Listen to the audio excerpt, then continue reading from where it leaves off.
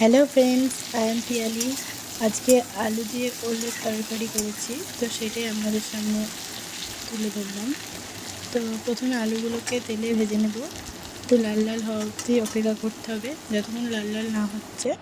তারপরে ওই আলুর মধ্যে আবার ওলগুলোকে দিয়ে দেব।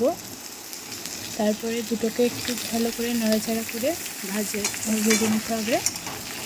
তারপরে ভেজে নেওয়ার পরে ওই আলু আর ওলের মধ্যেই টমেটো, হলুদ, লবণ দিয়ে টমেটো দিয়ে দেবো, দিয়ে একটু নাড়াচাড়া করব যতক্ষণ পর্যন্ত না ওই হলুদের গন্ধটা যাচ্ছে।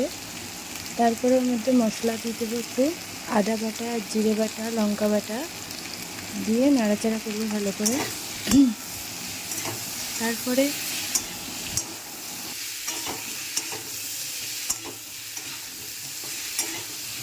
ভালো করে নাড়াচাড়া করার পরে মশলাটা আগেই বলে দিয়েছি, মশলাটা দিয়ে দিলাম। তারপরে মশলা দেওয়ার পরে একটু ওর সঙ্গে একটু গরম মশলা গুঁড়ো দিয়ে দেবো, দিয়ে একবারে নাড়াচাড়া করে ভালো করে একটু ভাজা অবধি অপেক্ষা করতে হবে, একটু মশলাটা যতক্ষণ গন্ধ না যাচ্ছে।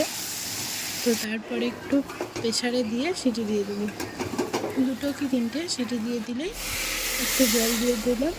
তারপরে প্রেসারের ঢাকনাটাকে লাগিয়ে 3টে সিটি দিয়েছি।